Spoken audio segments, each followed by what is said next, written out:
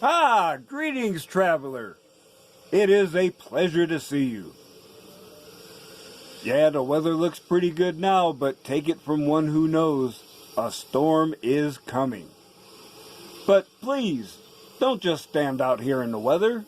You are more than welcome to enter my humble abode and share the fire with me.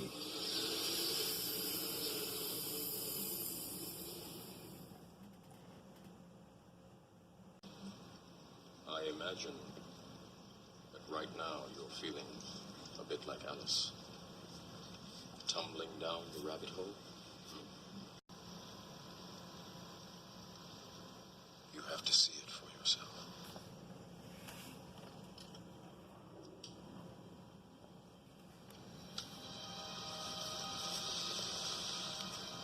This is your last chance. After this, there is no turning back. You take the blue pill, the story ends. You wake up in your bed and believe whatever you want to believe. You take the red pill, you stay in Wonderland, and I show you how deep the rabbit hole goes.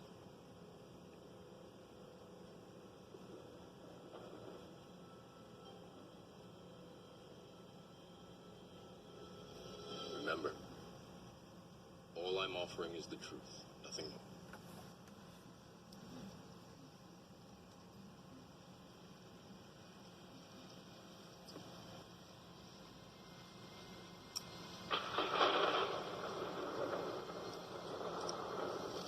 Follow me.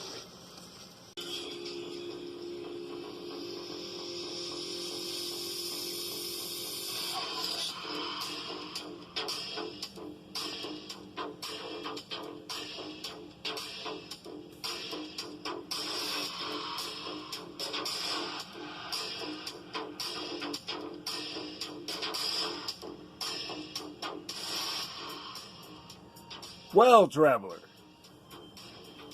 the Irish fella is continuing his explorations while he's in retirement practice. And I just came back from spending a couple of days at my place of power, which is great for some things, but it is not so good at uploading a video. I made this video yesterday, and after 12 hours of uploading, it was only up to 65%. So I got back home and I was trying to transfer it over so I could upload it from the laptop, and the file is now hiding on me. So I figured, hey, anything worth doing is worth doing well, and maybe now that I'm doing it for the second time, it'll actually turn out good. So,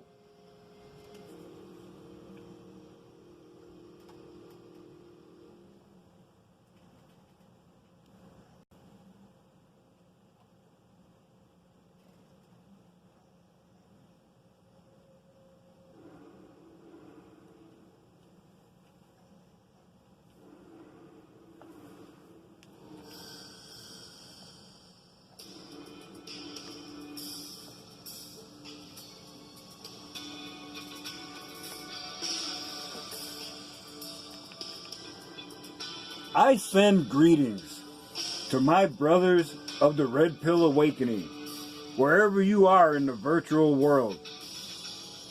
Here we gather and share information that will help each other in our walks towards enlightenment.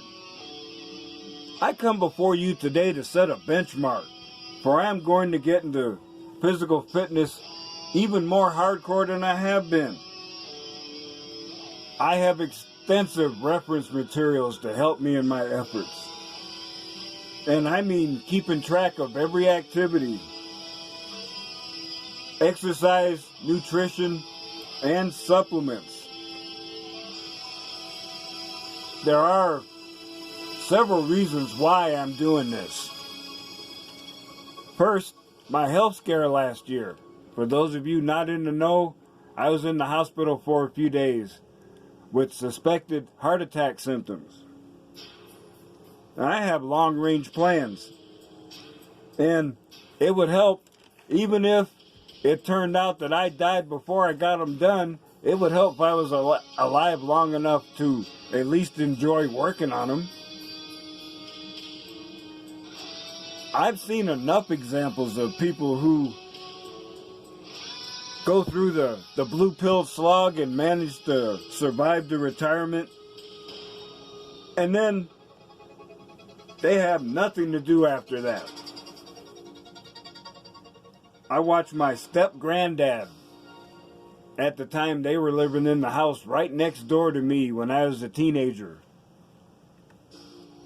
He worked a factory job, I think, at one of the plants having to do with the auto industry around Buffalo.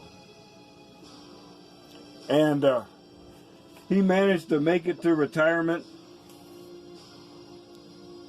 And he just withered away. He had no desire to learn something new. He had no hobbies. And it was less than a 2-minute walk to the liquor store. He drank himself to death in 6 months. Now, as for me, I already have the general outlines of my retirement home in my head. I'm going to have things like a welding workshop, electronics, robotics area, greenhouse, home office, and something I've wanted for many years and haven't been able to do, my model railroad setup, along with my embryonic rule of 3 balance center. I've got plenty of activities to keep me busy and entertained. Second, I have no excuses now, especially since I'm in retirement practice, essentially.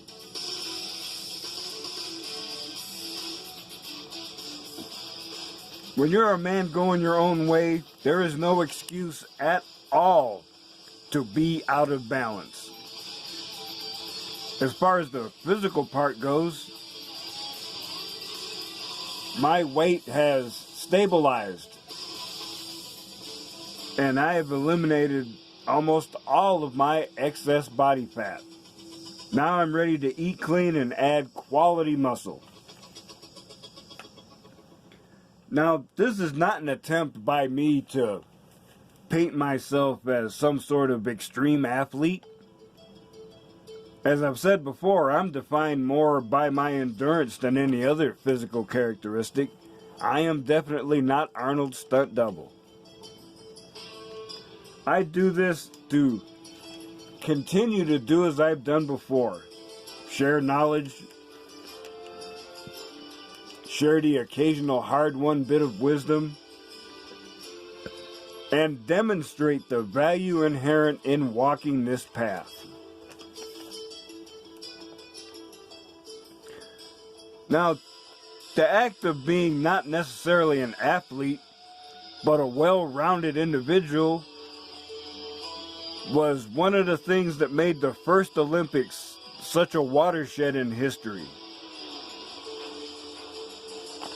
Here, for the first time on such a large scale, was an opportunity for competition, displays of dominance, and hero worship that didn't involve shanking somebody.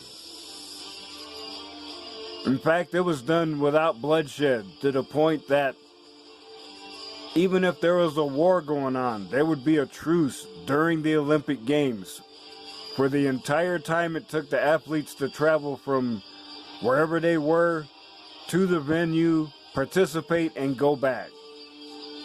And it was only violated a few times, as I noted in my research. Now, despite other factors in effect, the tradition of that, quote, all-around, quote, athlete or individual does persist, even in this modern era of specialization.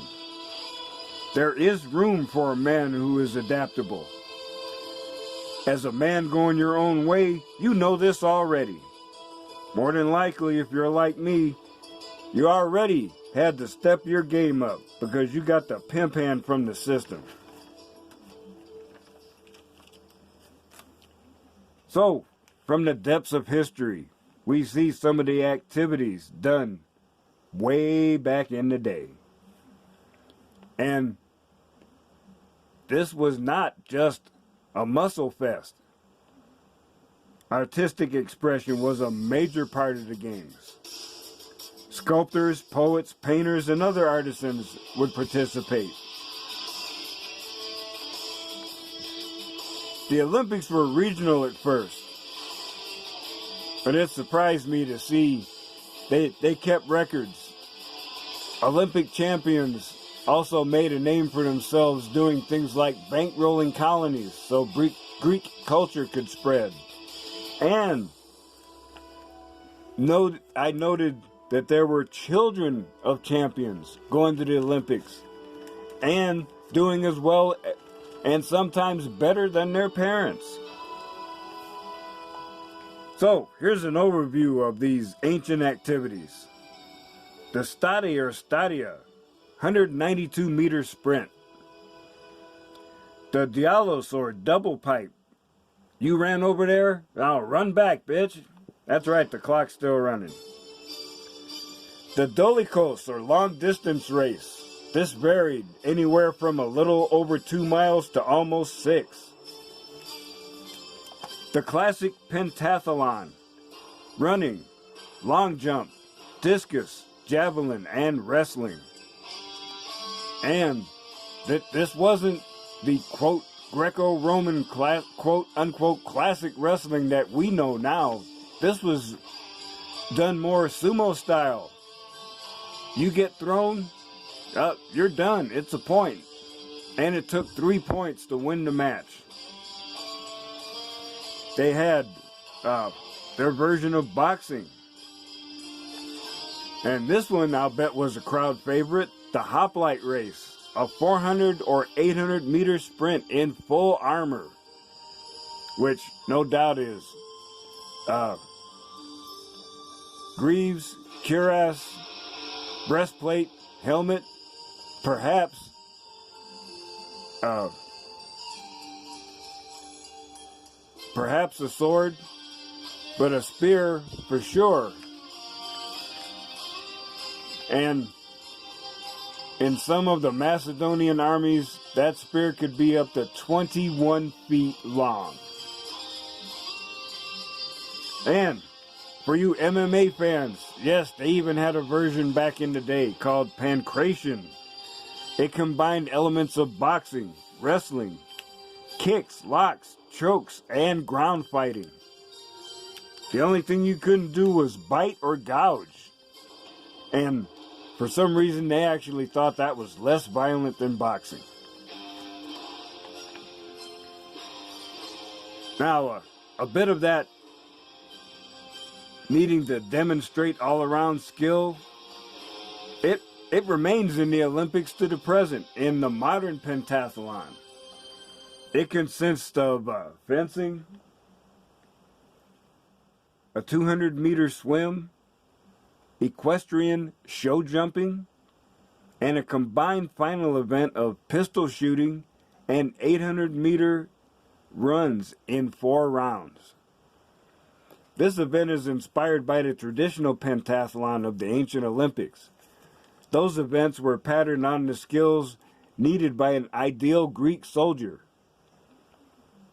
The modern event is patterned on the skills needed for a cavalry scout behind enemy lines. So, I can draw inspiration from their example and do what I can to become an example of what a Renaissance man can do when he focuses on physical enhancement. And I know that this part is not very pleasant, but there's one more reason that I'm doing this, and it's because, well, it's as that famous huckster Al Gore said back in the day, it's an inconvenient truth. The truth is, Hockey and Anonymous mass time is coming. Now, we've seen Antifa in action. They act like a mischief of cowardly rats. They hide in the crowd, attack someone from behind, and then retreat behind willing shields. And if you try to chase the person that smacked you, you caught it out of the corner of your eye, while you're distracted, another one attacks you from behind. In their deluded minds, our very existence is justification for violence against us. Well, there are a few items on my pre-retirement bucket list, and I decided to act on one in the near future. Now, it seems that Portland is famous for a leftist presence in the police and mayor's office. This allows Antifa to run like a unleashed rabid dog, infecting the body politic. So, I will perform a double dip on St. Patrick's Day. I will march in Portland's famous parade, wearing a homemade, handmade robe of green plaid. My Irish pride will be on display, whether my heritage is obvious or not. But besides that, I will wear that item guaranteed to trigger those soy-based life forms, a MAGA hat. By nature, I'm not a violent man, but believe me, those raggedy-ass, low-T, shallow into the gene pool pieces of shit better not fuck with me. Actually, better yet, come on over and try to break it off in my ass. You'll get my help and enthusiastic assistance. I will help you get your 15 minutes of fame, as on national television, I give your ass a beatdown for touching me without permission.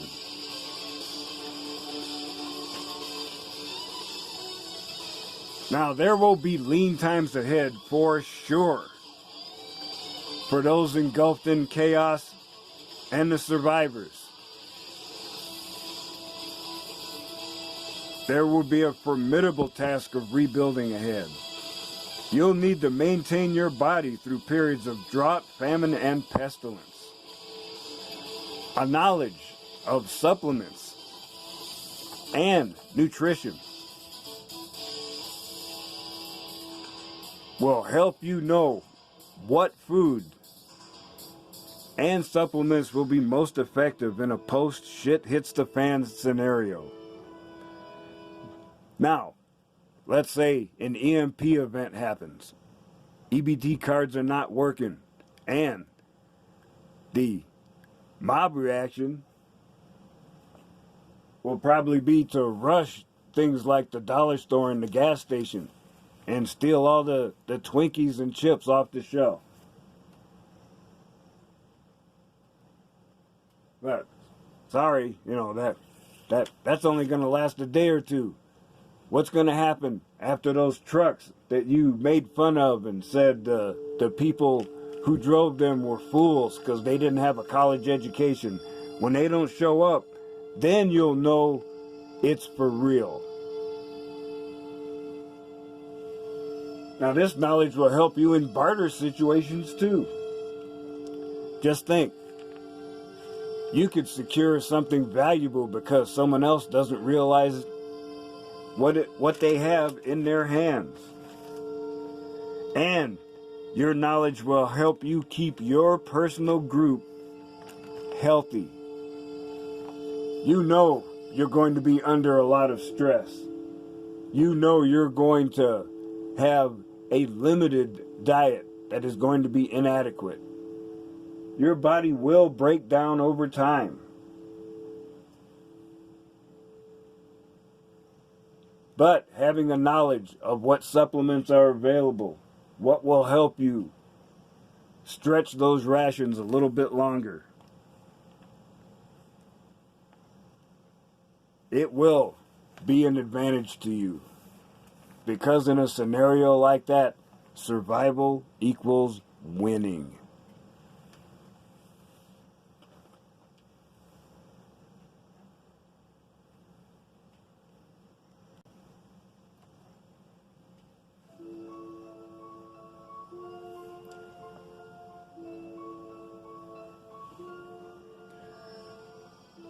Soul Traveler, I have no doubt that the people at work are thinking I'm doing the Xbox, Cheetos, and porn routine.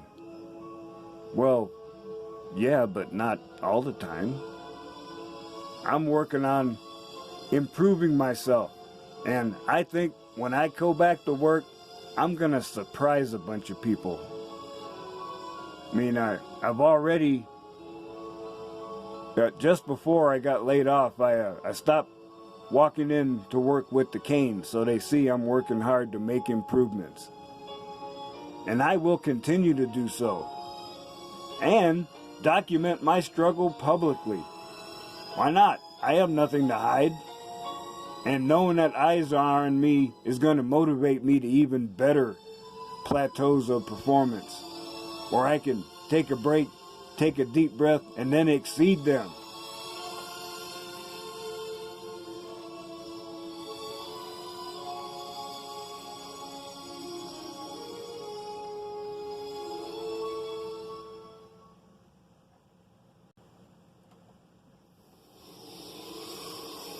Soul Traveler, as you continue on your journey, I hope you will think about what you've heard here today.